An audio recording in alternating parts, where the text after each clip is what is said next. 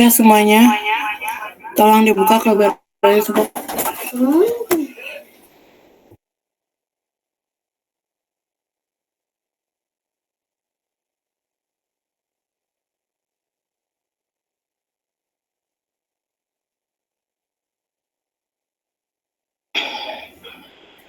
Mana lagi yang lain?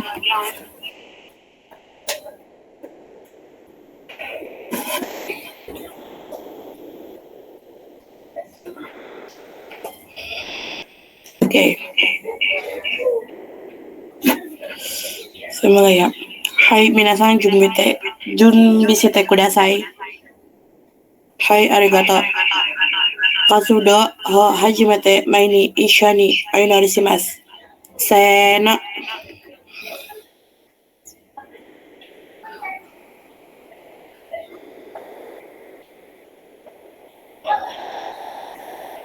Hai oarimasu. Hai minasan kyosuke rei. Konnichiwa. Konnichiwa. Konnichiwa. Oke, silakan Kak Raffi.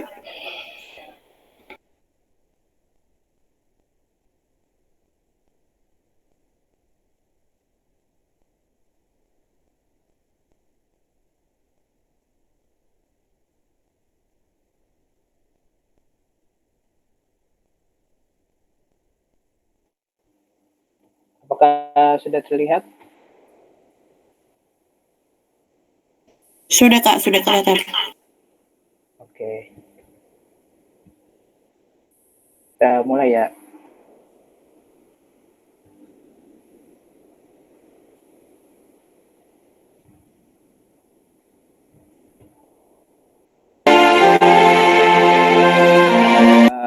Oke, pada kesempatan kali ini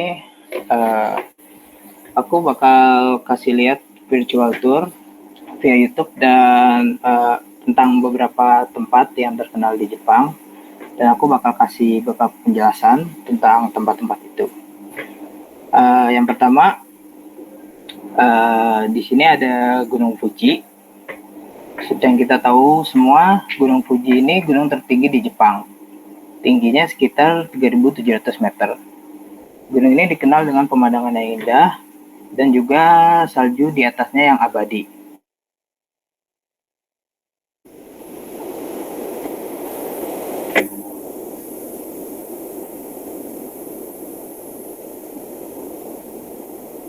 Salju itu selalu ada di setiap musim, dan letak gunung ini adanya di dekat Kyoto.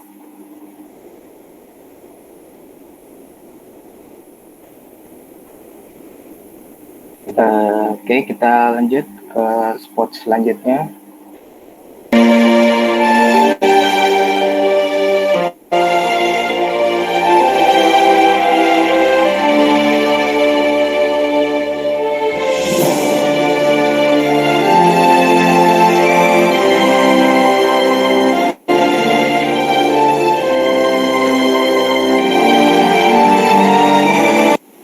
Ini Danau Biwako yang ada di Prefektur Shiga.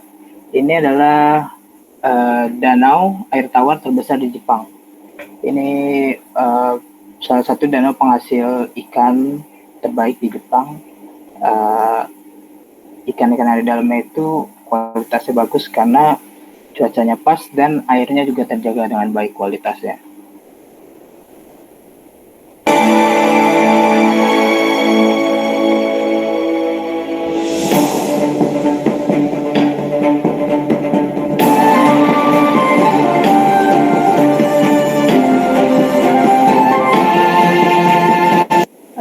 Selanjutnya ini ada Fushimi Inari Shrine. Ini adalah salah satu spot foto terkenal di Jepang. Namanya Torii Path yang berada di kuil Fushimi Inari Taisha. Gerbang-gerbang Torii ini jumlahnya ada sekitar 1000-an dan berasal dari donasi orang-orang atau perusahaan dengan harapan supaya keinginannya terkabul. Untuk harganya sendiri biasanya untuk gerbang yang kecil ini sekitar 400.000 yen atau 50 juta rupiah sampai 1 juta yen atau 125 juta rupiah untuk yang besar. Di belakang tiangnya ini ada nama-nama donaturnya, biasanya dari orang pribadi, orang kaya gitu, atau perusahaan. Oke, kita next selanjutnya.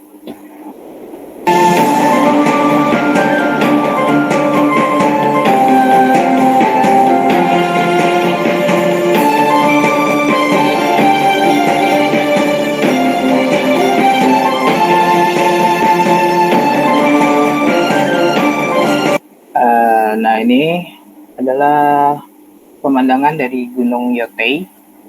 Ini salah satu gunung berapi yang masih aktif di Jepang. Letaknya di Pulau Hokkaido, dan gunung ini juga punya salju abadi seperti Gunung Fuji.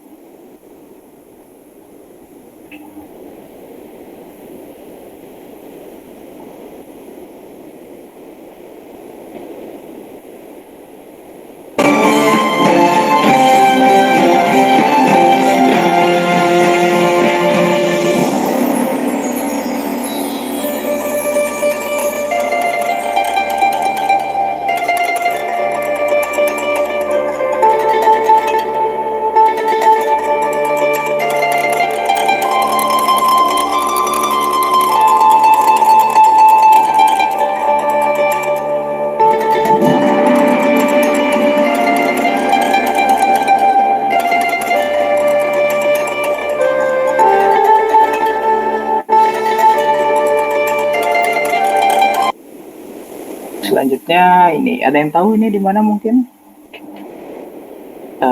Ini adalah distrik Akibahara di Tokyo. Ya betul, Tokyo. Ini namanya distrik Akibahara yang terkenal karena banyak di sepanjang jalan ini banyak toko-toko elektronik dan terkenal sebagai pusat game, anime, dan manga. Di sini ada Tokyo Anime Center yang biasanya ramai dikunjungi oleh para penggemar manga atau otaku dari seluruh dunia. Ini salah satu destinasi turis kalau biasanya ke Tokyo. Biasanya belanja misalnya game konsol atau komik-komik, itu biasanya belinya di sini.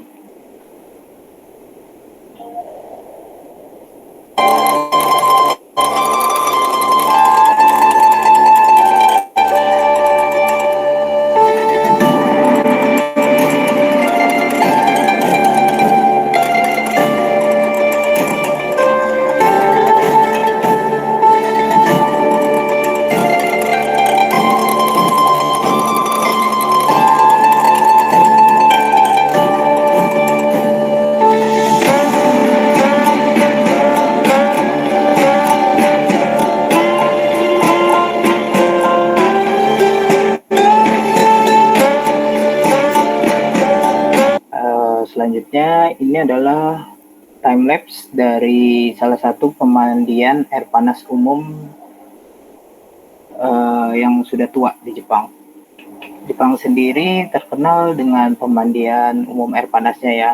Mungkin yang suka anime atau manga pernah lihat. Biasanya orang Jepang suka kesini untuk menghangatkan badan karena cuaca Jepang itu lebih dingin daripada kita.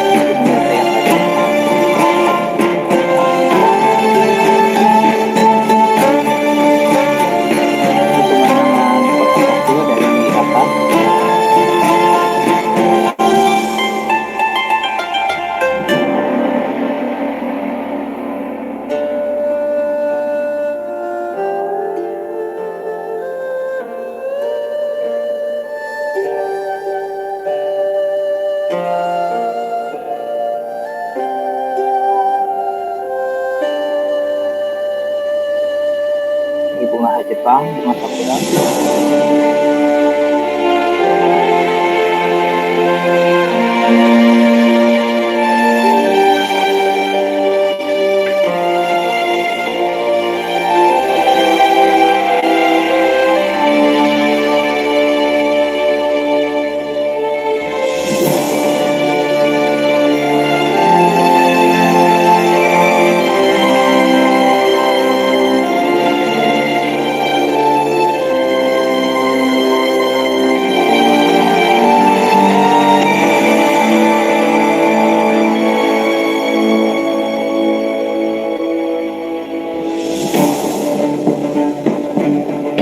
Pemandangan Teluk Tokyo pelabuhannya.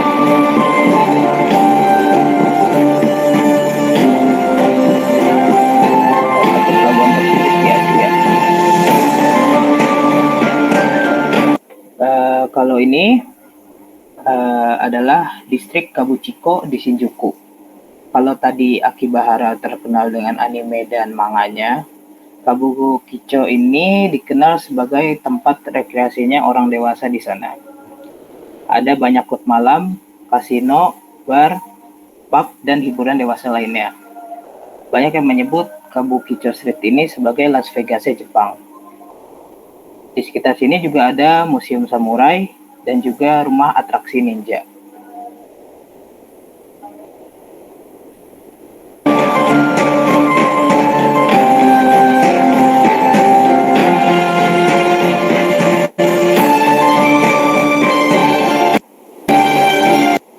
Kalau ini kayaknya udah pada tahu semua lah ya. Ini adalah Shibuya Crossing, salah tempat menyeberang paling ramai di dunia. Saat jam sibuk, bisa sampai 3.500 orang yang menyeberang dalam sekali lampu hijau. Dan sekitar 400.000 orang menyeberangi Shibuya Crossing ini setiap harinya. Suasananya juga bagus, banyak layar iklan seperti di Times Square, New York. Dan gak jauh dari sini ada patung Hachiko. Tahu Hachiko kan? Anjing yang terkenal setia sama pemiliknya itu. Monumen patungnya ada di sekitar Ya, tahu, Shibuya Kak. ini.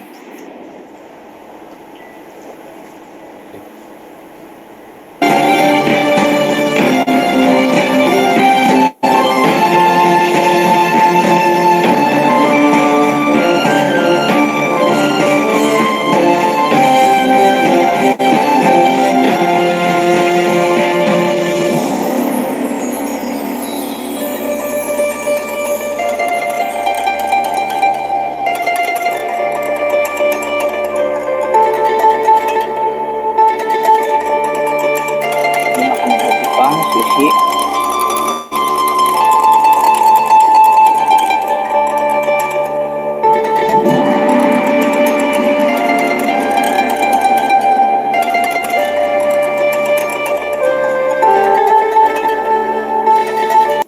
Nah, ini adalah jembatan Shinkyo.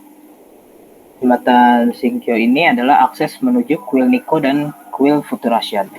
Ini termasuk dalam list jembatan paling populer di Jepang. Bentuknya indah dengan pemandangan hutan yang kering itu, dan di bawahnya juga sungainya alirannya bagus, jernih. Ini dibuat sekitar abad ke-17 dan masih ada sampai sekarang. Masih ramai dikunjungi oleh para wisatawan.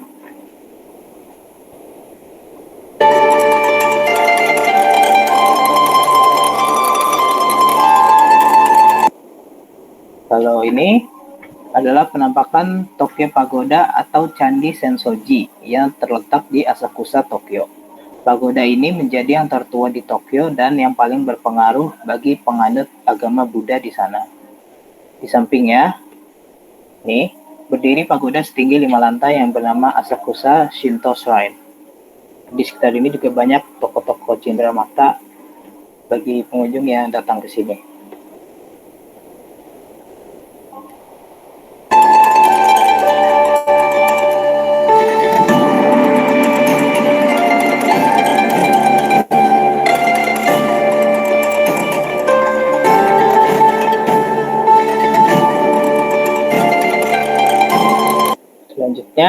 Ini adalah pemandangan kota Tokyo dari Museum Mori.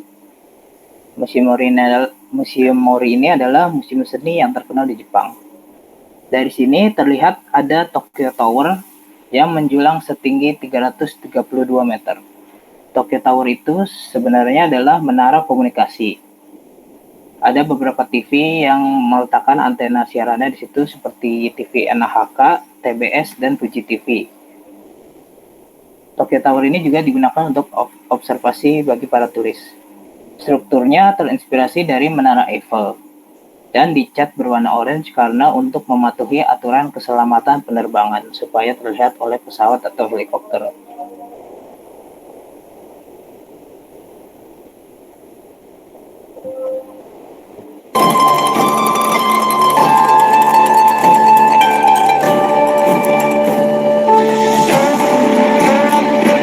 Nah, kalau ini pemandangan pelabuhan atau Teluk Osaka, dan juga terlihat di sini ada Ferris wheel atau biang lala Tempozan yang ramai dikunjungi para wisatawan untuk menikmati indahnya kota Osaka di malam hari.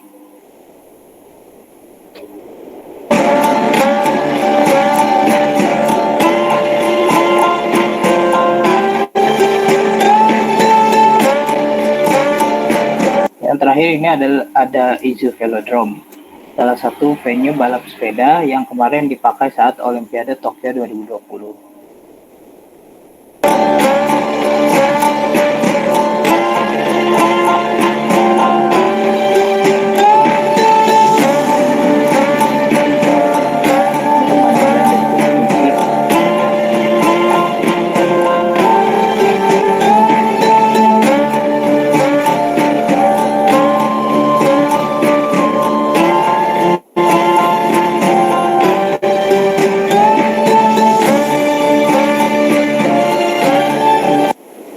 Oke, udah sekian. Selesai virtual tournya. Terima kasih atas perhatiannya. Ya Kak, terima kasih juga atas presentasinya. Baik, sekian terima kasih buat Kak Raffi.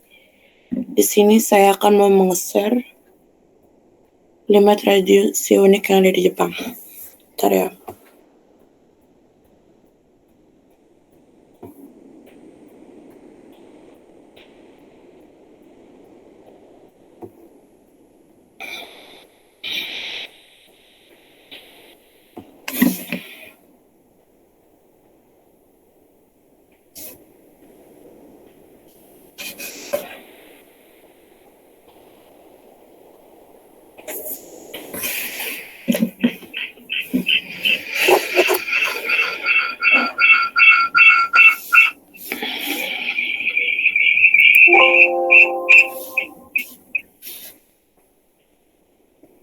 Sebentar.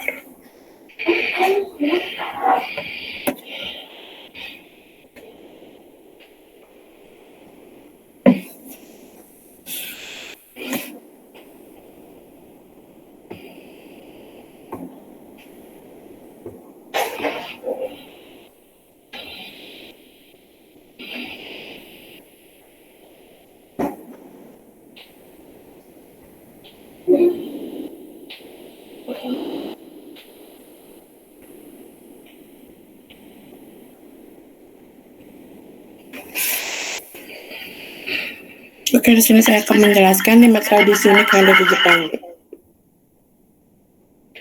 Yang pertama ada geisha, seniman penghibur tradisional Jepang. Geisha adalah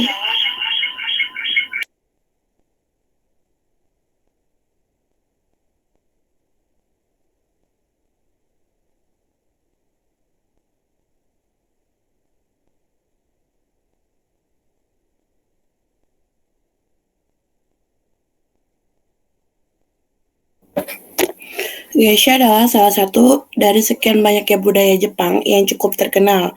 Terkadang bagi sebagian orang yang masih awam terhadap geisha, akan menganggap geisha itu sebagai sosok makhluk yang misterius. Menjadi salah satu budaya sekaligus profesi tradisional Jepang yang kerap disalahartikan. Yang Selanjutnya, dalam bahasa Jepang sendiri, geisha bermakna orang seni atau orang yang memiliki keterampilan dalam seni tradisional Jepang, seperti menari, menyanyi, musik, ataupun upacara minum teh. Dengan kata lain, geisha adalah aktivitas seni penghibur tradisional di negara Jepang. Adapun sebutan lain untuk geisha, yakni maiko dan geiko. Istilah tersebut mulai ada dan diterapkan di zaman restorasi Meiji. Istilah Meiko hanya diterapkan di tempat Kyoto, sementara Geiko hanya sebutan lain. Hal itu karena Meiko lah yang menjadi sebutan untuk geisha pemula. Lazimnya budaya tradisional Jepang ini memang sudah diajarkan dan dilatih sejak usia muda. Tak hanya itu, rumah geisha juga rata-rata akan membawa gadis dari keluarga tidak mampu atau miskin untuk menetap dan berlatih di sana. Rumah-rumah geisha disebut okiya. Awalnya, geisha pemula atau maiko bekerja sebagai pembantu, lalu sebagai pembantu senior geisha, pemilik rumah sebagai anggota dari latihan mereka, serta penolong biaya pendidikan dan pemeliharaan mereka pula. Hingga saat ini, budaya pelatihan geisha masih dijumpai di Jepang, namun geisha modern sudah tak lagi diangkat dan dididik oleh rumah geisha. Selanjutnya ada Matsuri atau Festival Jepang. Matsuri adalah semacam festival budaya di Jepang yang diselenggarakannya saat summer atau musim panas. Matsuri ini berhubungan dengan festival dari kuil, yakni kuil Buddha dan kuil Shinto. Sebenarnya Matsuri ini sendiri adalah acara untuk berdoa dan bersembahyang. Hanya itu tak memfokuskan pada para wisatawan yang datang, karena banyak pula pengunjung wisatawan yang datang sekadar untuk melihat festival budaya Matsuri ini. Matsuri sendiri berasal dari kata Matsuro, yang artinya menyembah atau memuja. Matsuri berarti penyembahan atau pemujaan pada kami dalam ajaran agama Shinto. Terdapat 4 unsur. Yang pertama, harai atau penyucian, persembahan, norito atau pembacaan doa, dan pesta makan. Matsuri berawal dari pembacaan doa yang dilakukan pendeta Shinto, baik individu maupun sekelompok, dilaksanakan di tempat yang tak tertampak oleh orang lain. Maksud dan tujuan diadakan Matsuri adalah sebagai bentuk doa atas keberhasilan panen, suksesnya bisnis, sembuh dari penyakit, dan sebagainya. Tak hanya itu, Matsuri juga diselenggarakan sebagai bentuk perayaan tradisi yang berkaitan dengan peliharaan musim atau mendoakan arwah dari para figur terkenal. Yang ketiga ada Sado, yaitu upacara minum teh. Upacara minum teh atau Sado terdapat 2 jenis, yakni Ochakai dan Chaiji. Ochakai adalah upacara minum teh yang terbilang tidak terlalu formal, karena biasanya orang Jepang akan mengundang teman dan kerabatnya untuk melakukan kegiatan Ochakai sebagai bentuk perayaan keberhasilan atau semacamnya. Kemudian, Chaiji juga merupakan upacara minum teh yang sifatnya formal dan sakral. Pelaksanaannya dapat berlangsung lebih dari 4 jam. Awalnya upacara minum teh bermula dari agama Buddha, Zen, yang dibawa orang Tiongkok di abad ke-6. Kemudian upacara kerap dilakukan oleh orang Jepang abad ke-12, yang mana pada abad itu ditemukan varian teh baru matcha, yaitu teh serbuk, teh hijau. Pada akhirnya abad ke-16, upacara minum teh harus menyebar ke seluruh masyarakat Jepang dan menjadi suatu budaya yang ada di Jepang hingga saat ini. Bahkan dengan rasa bangganya, orang-orang Jepang selalu mencoba melestarikan budaya yang satu ini hingga ke ranah internasional. Sado atau upacara minum teh memiliki tata cara dalam pelaksanaannya. Tuan rumah harus melakukan persiapan seperti menata ruangan, mendekor, menyiapkan peralatan sadonya, dan semacamnya. Selain itu, para tamu memiliki tata cara sendiri sebelum diperkenankan memasuki ruangan yang telah disediakan oleh tuan rumah. Kemudian ada pula aturan duduk dan tata cara menerima dan menyerahkan mangkuk tehnya. Di balik itu semua, Sado atau upacara minum teh yang sudah menjadi kebudayaan Jepang ini memiliki makna kehidupan. Misalnya, sikap saling menghargai, menghormati antara tuan rumah dan tamu. Begitu budaya Jepang yang satu ini secara tak langsung menunjukkan karakter dari si tuan rumah yang bertujuan agar terwujud ketentraman satu sama lain. Yang keempat, Hanabi, kembang api. Hanabi adalah salah satu budaya Jepang terkenal di kalangan orang Jepang. Hanabi merupakan bunga api dan merepresentasikan keindahan kembang api sebagai bagian dari budaya Jepang yang sangat disenangi dari dulu. Sejak zaman Edo, Hanabi melambangkan hadirnya musim panas di Jepang dengan festival kembang api yang jumlah tak terkira hingga menarik ratusan bahkan ribuan orang.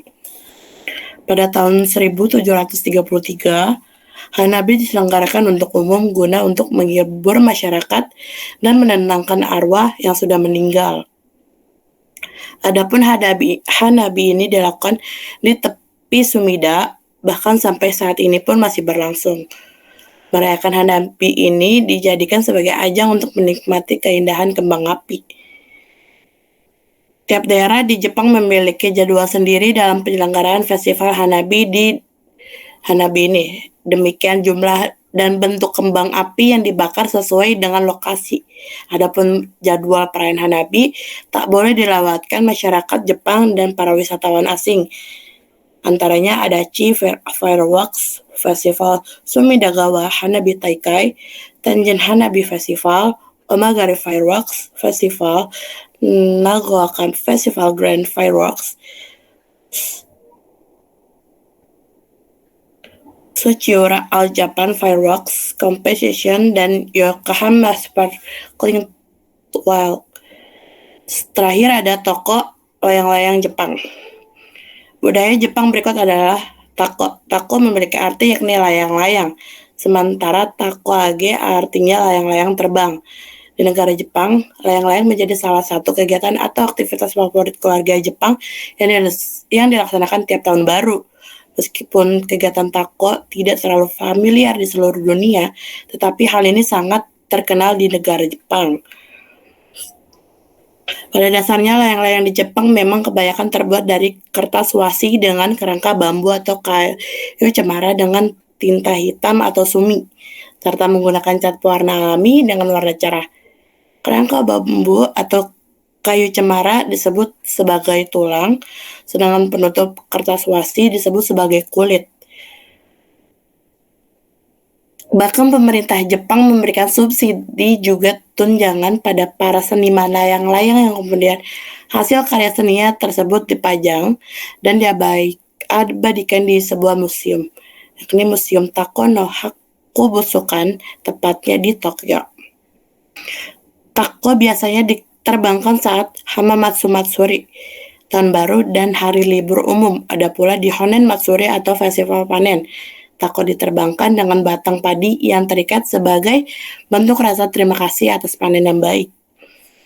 Oke, sekian. Terima kasih. Arigatou gozaimasu. Ya, makasih juga, Kak. Ada yang mau nanya?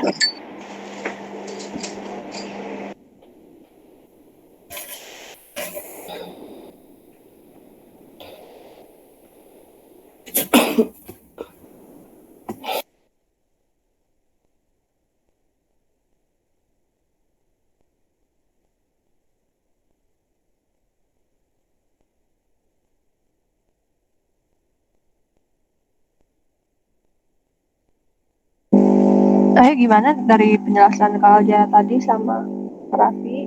Gimana? Apa udah jelas semua? Ya, Kak. Ya, Kak. Jelas kok. Udah benar, yakin? Yakin, Pak. Yakin. Oke.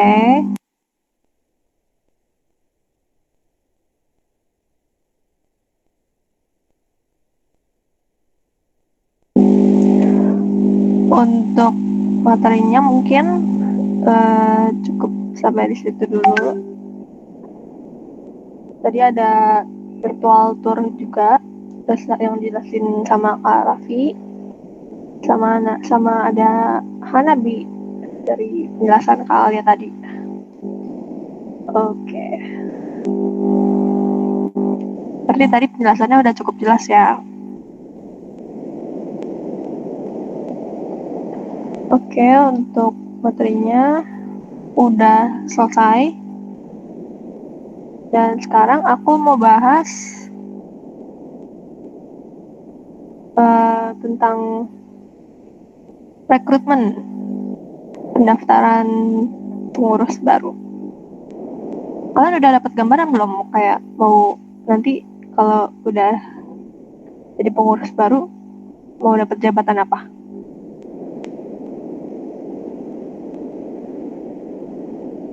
Gimana Angelika, gimana? Nggak tahu deh kak, saya nggak tahu mau jadi pengurus atau enggak. Saya masih bingung sih kan aku nggak tahu jadi apa. Bener.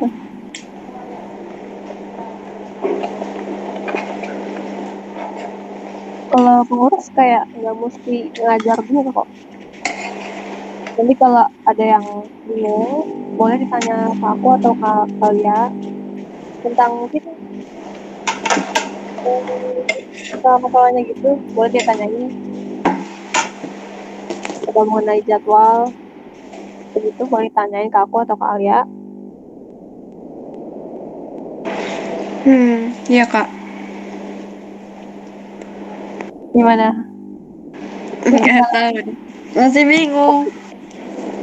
Masih bingung? Mm-mm. Bingungnya di mana?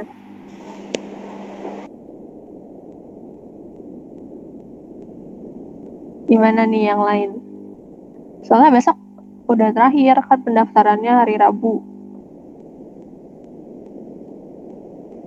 Gimana? Angelika tadi gimana? Ada yang udah daftar kak. Masih bingung sih mau milih jadi apa. Ada yang udah daftar belum kak? Belum ada. Belum kan di grup Parisa.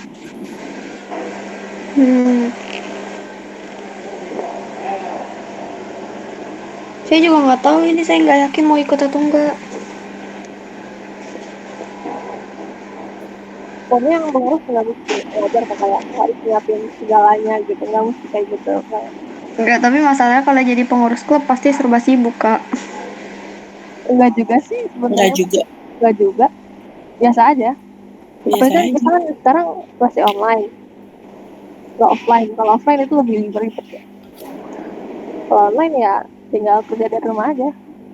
Gak banyak juga kerjanya. Paling kalau kata aku, kalau udah jadi pengurus, kalau nggak ketua, gitu ya. Ketua atau wakil pasti bakal diajak meeting-meeting juga buat bahas jadwal. Nanti hari ini kalau hari selanjutnya mau bahas apa gitu, itu materinya yang mau dibahas apa. Nah itu ada kontribusi dari seksi budaya sama bahasa juga. Seksi budaya sama bahasa itu krusial banget kata aku sih. Soalnya dia berperan penting juga dalam urusin jadwal gimana. Oke deh kak. Mungkin aku jelasin satu-satu kali ya. Iya jelasin aja kak, saya pengen tahu soalnya role-nya. Oke, pertama untuk ketua, gimana Kak Alia jelasin sebagai ketua JC? Sebagai ketua tuh sebenarnya apa ya? Nggak perlu ngebayangin ketua ribet, ketua harus ngurusin ini itu, ketua harus apalah gitu kayak enggak gitu. Bagi aku ketua sebagai ketua sekolah itu enjoy aja gitu. Rasakan kebersamaannya, yang penting jangan ngurusin diri sendiri maupun apalah gitu. Silakan Kak Karina sebagai wakil. Oke, untuk wakil sendiri aku mungkin kayak lebih apa ya? Lebih ke ngatur-ngatur gimana ya? Ngatur-ngatur kayak jabatan-jabatan yang lain, yang seksi-seksi yang lain gimana apa kayak kita aku tuh kayak ngawasin mereka tuh udah kerjanya udah bener belum ya, terus follow up gitu,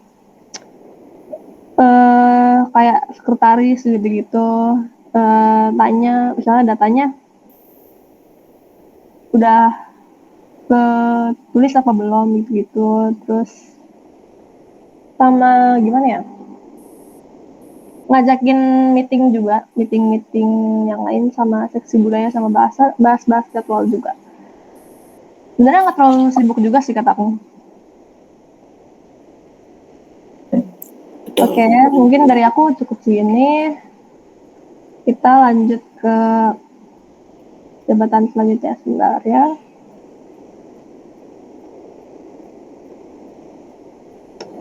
Sebentar.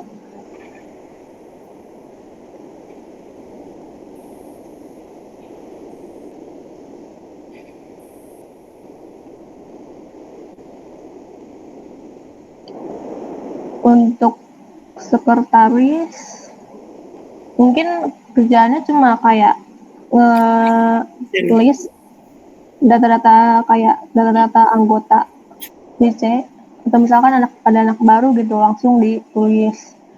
Kita tulisnya itu bisa lewat Word atau Excel. Mungkin sekretaris itu aja.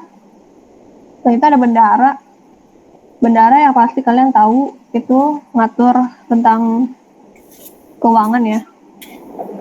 Dan untuk yang waktu kemarin hadiah kuis kan itu hadiahnya kan ada berupa e-money OVO kan ya. Nah itu diatur sama bendara juga. Bendara berperan di situ juga. Terus ada seksi bahasa nih, seksi budaya ini yang bakal buat jadwal atau materi itu nanti mau ditaruh di hari apa dan sebagainya. Mereka juga mikirin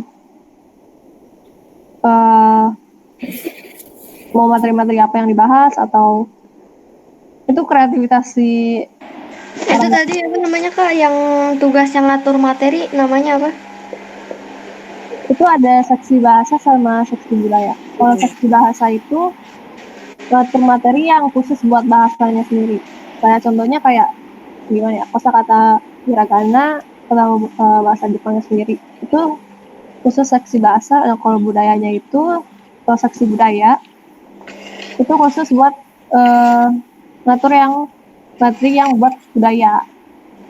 Jadi ini seksi bahasa sama seksi budaya itu saling keterkaitan gitu. Oh, oke Kak. Oke. Karena di satu minggu kan kita ada Selasa sama Kamis ya. Selasa itu khusus untuk pelajaran bahasa. Bukan, kebalik. Selasa itu khusus untuk pelajaran budaya dan Kamis itu khusus buat pelajaran bahasa. Oke. Lanjut lagi ke humas. Mas, oke.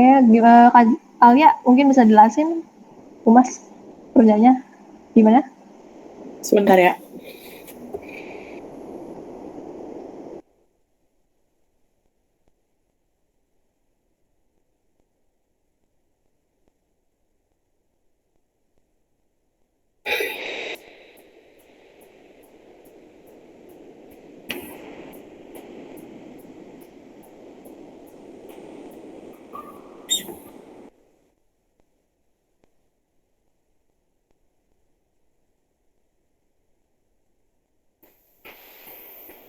Humas itu kayak mengatur akun-akun Instagram dan sosial media yang kayak grup, WA, ya. Kalian tuh yang akan mengatur semuanya gitu, kayak misalnya nih ada kegiatan membuat sushi gitu. Kalian dokumentasikan ke Instagramnya atau ke WA-nya melalui humas gitu. Selanjutnya saya akan membahas tentang event. Tunggu Kak ya. Ini aku mau tambahan lagi ini untuk humas. Ini kerjaannya ada ngurus juga akun YouTube. Jangan lupa kita ada akun YouTube juga. Jadi Humas juga ngatur video-video YouTube, dia juga yang upload video YouTube. Oke, bisa dilanjutkan Kak. Selanjutnya aku akan menjelaskan event. Event itu kayak mengatur event baik di lingkungan sekolah maupun di luar sekolah. Kayak event Japan apa waktu itu Kak Karina Japan Matahari. JJM ya? Oh ya JJM. Waktu angkatan kita ke JJM pada bulan September. Nah, di situ pada waktu event kita mencari hal yang baru untuk mencari informasi-informasi tentang budaya yang ada di Jepang. Selanjutnya ada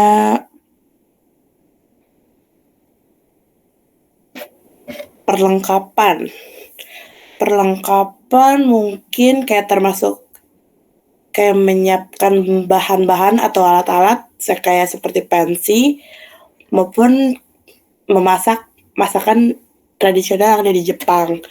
Jadi para perlengkapan itu kalian harus menyiapkan semua alat-alat dan bahannya untuk kegiatan eskul ini. Udah, mungkin ada yang mau tanya lagi? Oke, itu semua tadi. Udah segitu aja Kak role-nya. Jabatannya itu aja. Gimana? Udah dapat gambaran, nanti mau dapat jabatan yang mana? Udah Kak. Mau apa, Karisa? Kayaknya yang gampang aja deh jadi saksi budaya. Oke, langsung jangan lupa ditulis ya di grup ya. Ya Kak. Oke, siapa nih? Angelika gimana Angelika? Udah dapat gambaran belum? Oh, udah sepertinya. Udah gimana? Oke. Jadi maunya jadi apa? Kan jadi seksi budaya juga sih daripada seksi bahasa. Nggak terlalu jago bahasa Jepang. Oke. Oh ya, di sini aku juga mau ngasih tahu kalian kalau mau suatu jabatan nggak mesti satu aja ya. Kalian boleh milih dua. Ya, boleh milih dua. Nggak apa-apa, milih dua juga nggak apa. Tapi mungkin nanti dapatnya cuma satu jabatan aja. Satu jabatan aja. Oke. Belva, gimana Belva? Udah dapat gambaran belum? Setelah kita udah jelasin tadi. Belum sih, nggak tahu, masih bingung. Masih bingung. Bingungnya gimana nih? Kenapa bingungnya? Enggak tahu. Nggak tahu, oke. Nggak apa-apa. Tapi jangan lupa ya, nanti kalau udah dapet kayak kepikiran nanti mau jadi jabatan ini, langsung aja ditulis di grup ya. Ini Yohana, gimana Yohana?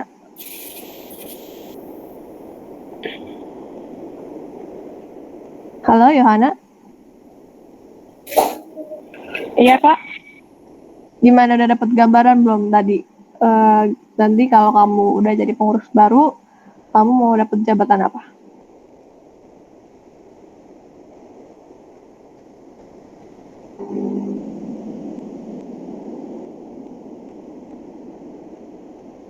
Halo? Ya Kak. Iya, gimana Yohana?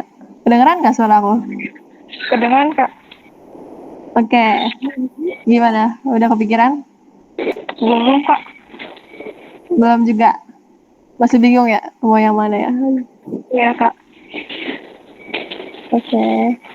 Jadi kalau kalian masih bingung ya dari beberapa pilihan yang tadi, mungkin kalian bisa tulis 2 juga nggak apa, 2, 3 boleh, nggak apa. Jadi nggak mesti satu jabatan aja, boleh 2. Kalaupun yang lain udah milih jabatan itu, kalian boleh juga milih jabatan yang itu. Biar nanti kakak-kakaknya yang ngatur-ngatur lagi. Oke, gimana, masih ada pertanyaan gitu?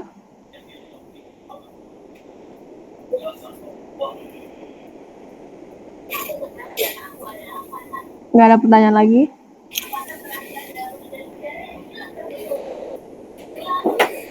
Nggak ada nih. Gue pada diam-diam sih. Bingung nggak? Oke, bingung, masih bingung. Oke, masih galau. Oke deh. Oh iya, aku juga mau ngasih tahu lagi di sini kalau mungkin minggu ini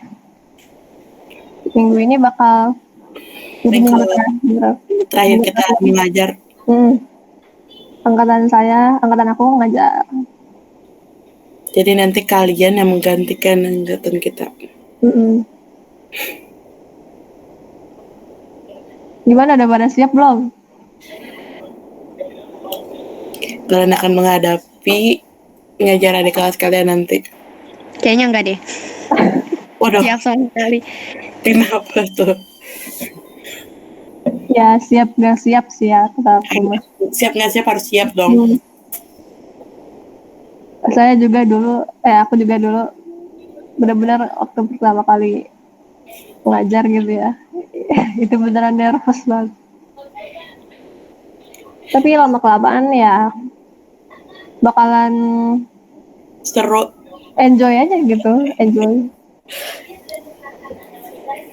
Kalian juga kalau sering-sering ngajar, kalian bisa kayak ngelatih komunikasi kalian gitu. Terus juga jangan lupa nanti kalian kalau udah kelas 12, kalau masih ikut CC, kalian bakal dapet sertifikat. Dan itu bakal berguna nanti pas kalau kalian mau masuk kuliah. Nanti kan biasanya kalau mau kuliah dimintain tuh sertifikat. Betul. Apalagi kalau kalian dapat jabatan di JC yang inti, misalnya ketua, wah itu mantep banget pasti. Oke. Mungkin untuk pertemuan hari ini sekian dulu kali ya. Cukup segini aja. Sebelum kita ngakhirin pertemuan kali ini, aku mau on cam dulu. Aku mau dokumentasi. On cam dulu ya. Bentar aja.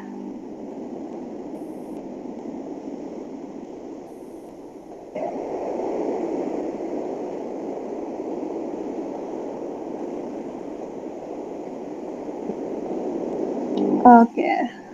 Aku foto ya. 1, 2, 3. Oke, sip. Nah, kalian mungkin bisa ditutup. Sebelum mengakhiri pembelajaran eskul ini, hai minasang junbishite kudasai. Hai arigato. Naze nara katsudo wa oate masu node isho ni oinori shimasu. Seno.